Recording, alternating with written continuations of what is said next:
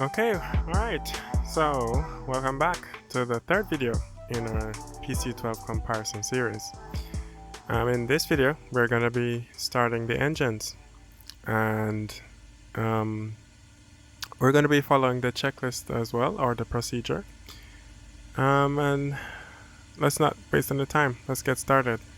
Alright, so it says engine starting with or without external power. So we're going to do it without external power. So what does it says here? Fuel quantity check. EIS system test. Okay, so fuel quantity check. Okay, we have half tank. Alright. EIS system test. So we're going to hit this test button. And what that does is lights up all the segments in the display. So we can check that it's working. Okay. Test fire switch push. Engage engine fire and fire detect lights on. Okay. So we're looking for a light here and master caution. Yeah. But look, we're clicking it and nothing happens. Alright, so this button is not modeled in the Carenado PC12. Alright, test lamp switch push. Warning, caution, advisory lights on. Overhead panel switches and red LED LEDs lit. Okay, so push that. So all these red LEDs come on, and the master caution and master warning, and all these lights come on, these lights come on. So yep, we don't have any blown bulbs. So in the Carenado, when you push the button, it like activates the test lamp for like 5 to 6 seconds or so, and then it automatically deactivates itself. Okay. Propeller area clear. Confirm clear of obstruction. Okay. Okay. Alright, so yep, there's nobody there. So clear on the left, clear middle, and clear on the right. Alright. Starter switch. Push for 2 seconds. Alright, so let's just talk a little bit about what's supposed to happen.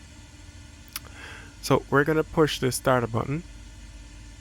Then we're going to be hyper focused down here and make sure that we get some oil pressure. Once we get the oil pressure, then our focus switches to the NG. Then we want the NG to go above 13%, right? Once it's above 13%, we switch over to the ITT. So the ITT should be below, where is it? I don't remember. I think it's like 150. If it's not below 150, you should just keep running the motor on, which with the NG will start to increase and go up to about 20% or so. And we just run the motor for a little bit, and then that should cool the engine down enough. And then when the engine gets cooled down enough and we have more than 13%, then we're going to move the condition lever to ground idle. Alright? Okay. Alright, so let's just go ahead and do that. Okay, so starter on. Then we're looking for oil pressure, good. Then we're looking for NG. Okay, good. And then ITT is below, so then we can move the level to ground idle. Then we'll look back here, and then we're going to wait until this stabilizes above 50%. And we're watching for this not to exceed 800.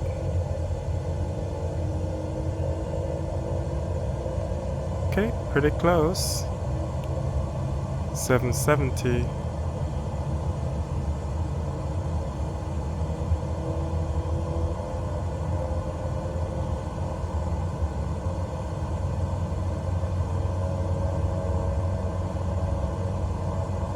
Alright, so that's engine stable. So what we're going to do now is we're going to check the engine instruments. So that was all of this here that we just did. Alright,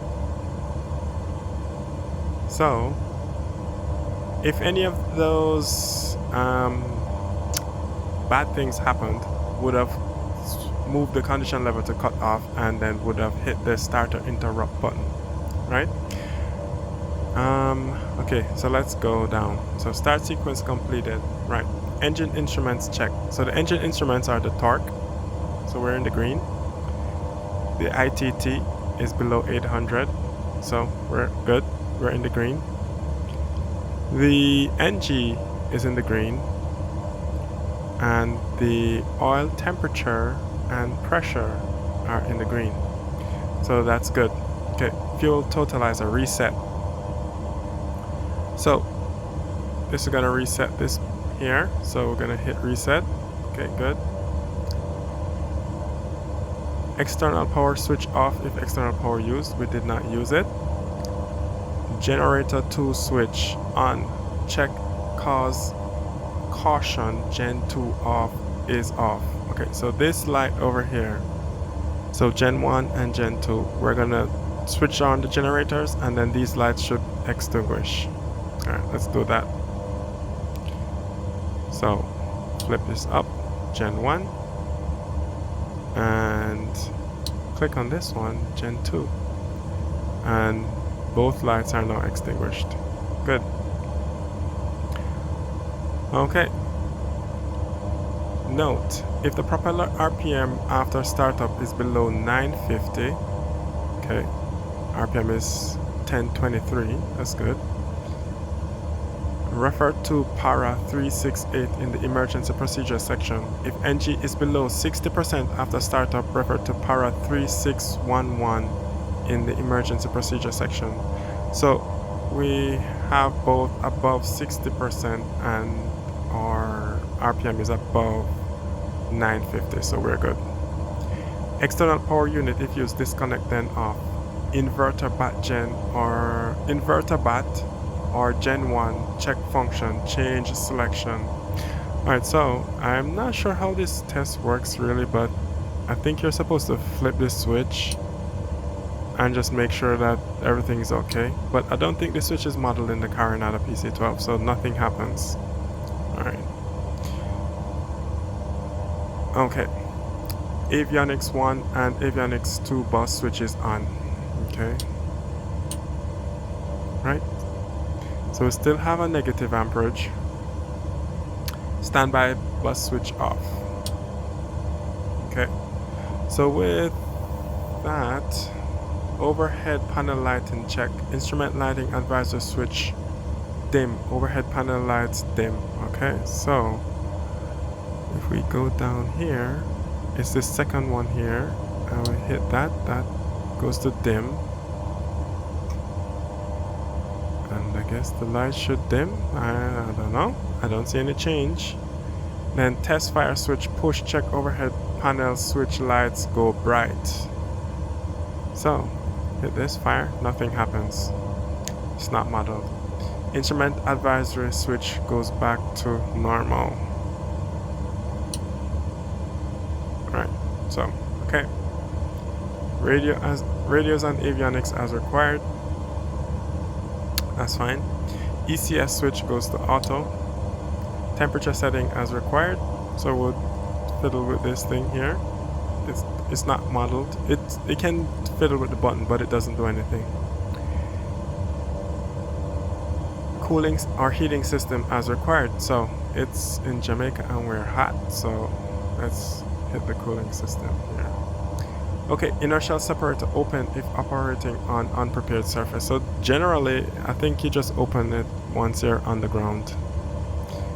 Alright, okay, let's go down. Okay, so that's basically it.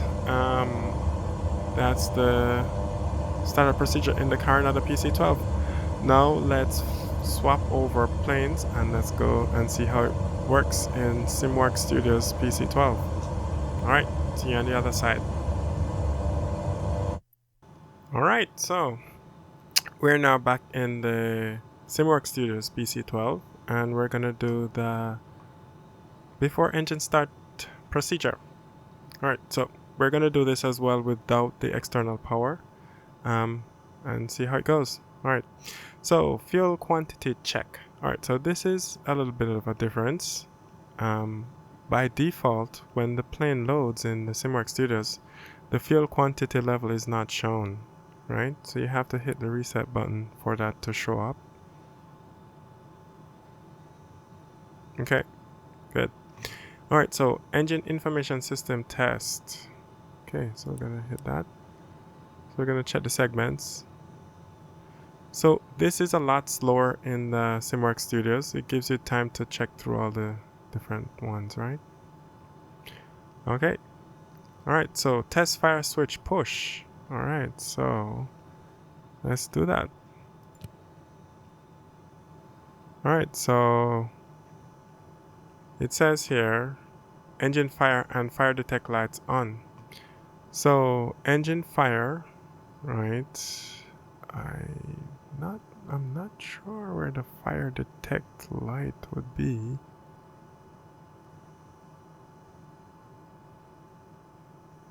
But yeah, so but the caution warnings come on, and we have the engine fire here. Okay.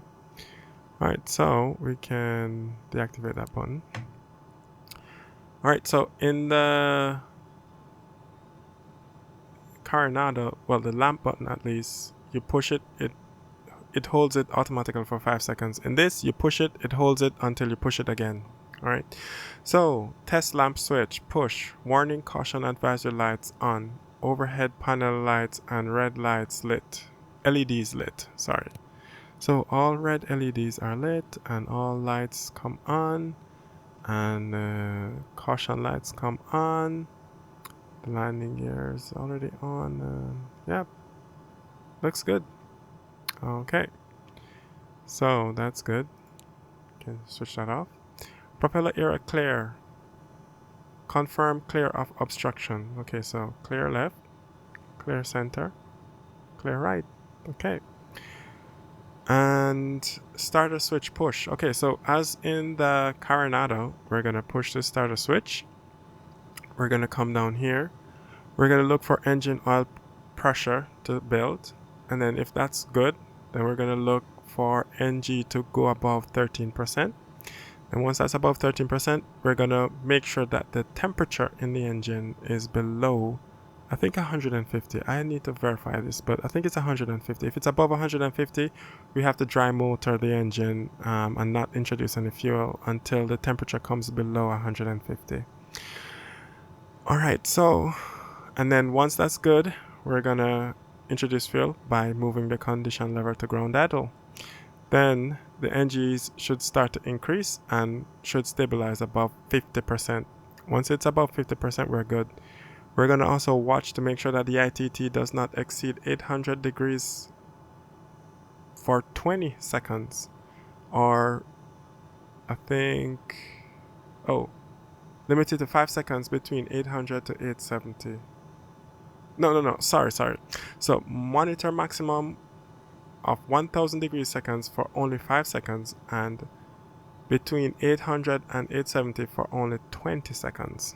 All right, if any of this goes wrong, then we'll cut the condition level to cut off and then keep dry motoring the engine until and hit the starter interrupt and then let the temperature come down.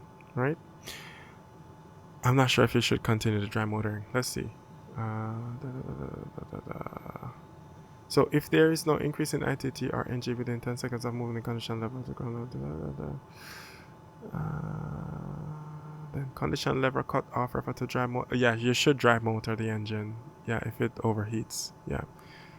Okay, so all right, let's go. So we're gonna hit the starter button and check for oil.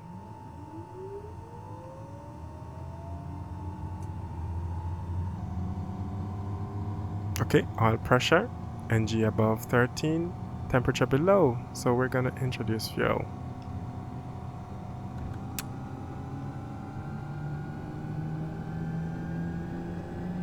Okay, G increasing.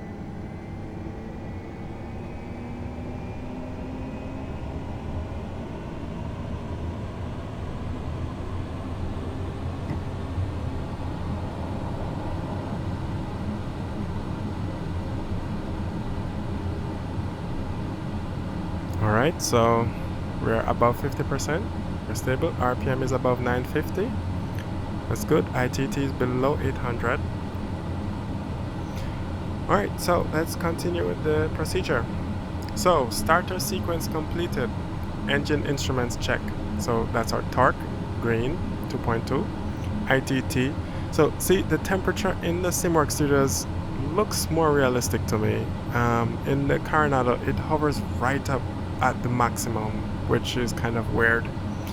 And the NG is in the green as well. Then the oil temperature and pressure are in the green. So we're good. Fuel totalizer reset. Okay, so we're going to reset this. Warning, essential bus, generator 2. Okay, so that got reset. And external power switch off, we didn't use that. Generator 2 switch on, check cause Gen 2 off is off. So remember these two lights here. We're gonna flip on Gen 2. Okay, that light goes out, and then we're gonna flip on Gen 1, and then that light goes out. Okay. So, and then this light also extinguishes this one, right? Okay, so, alright, yep, the propeller RPMs and the NG is good.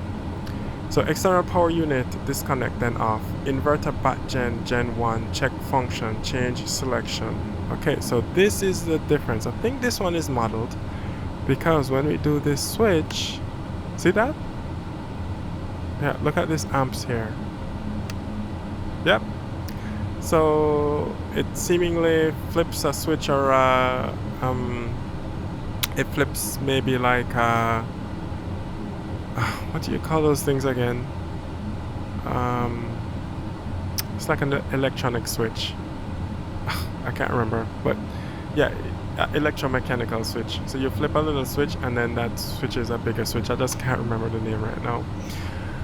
And yeah, that's working. Okay, so AV1 and AV2 bus switches on. Okay, so flip those on. Alright. And standby bus switch can go off. Okay. Oh, this plane sounds so good. Yep, so we're up and running in the SimWorks Studios Carenado PC12. And we can see, yeah. So the amperage looks different as well. I think in the Carenado it was like a negative amperage. I'm not sure what that means. I think it's like reversed or something. Oh yeah, let's turn on our cooling system. Listen to that sound. Yeah, you can hear the air rushing through the vents. That's cool, man. Yeah, so it says here, let's continue down. So somebody switch on overhead panel lighting. So instrument advisor light, let's go to dim. And then we're gonna hit the fire button. Fire, fire, fire.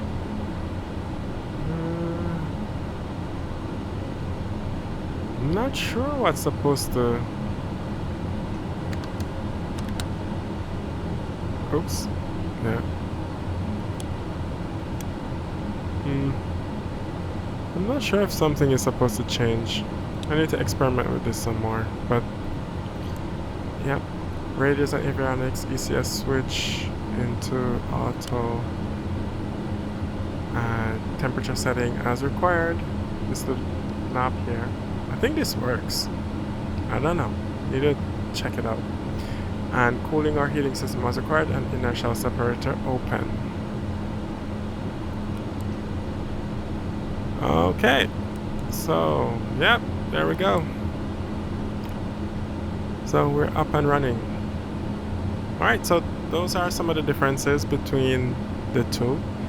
From my perspective, I think the SimWorks Studios is a little bit better modeled in terms of the logics, and Carenado is more of a you know, just basic plane. You can just fly, right? You can just go ahead and fly something that looks nice.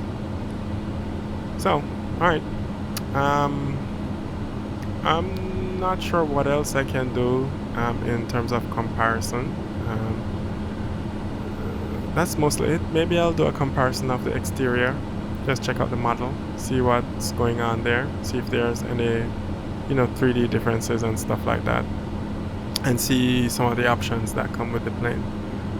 But in terms of the flight model and stuff like that, I won't be testing that right now. I'll need some time to fly this airplane some more and just to get a feel for it, and then I'll maybe do a video sometime in the future. So if you guys like this video and want to see more, please hit the subscribe button and also hit the like. And if you enjoyed and you want to make a comment, you can leave a comment down below. So thank you guys for watching, and I'll see you in the next one. Cheers.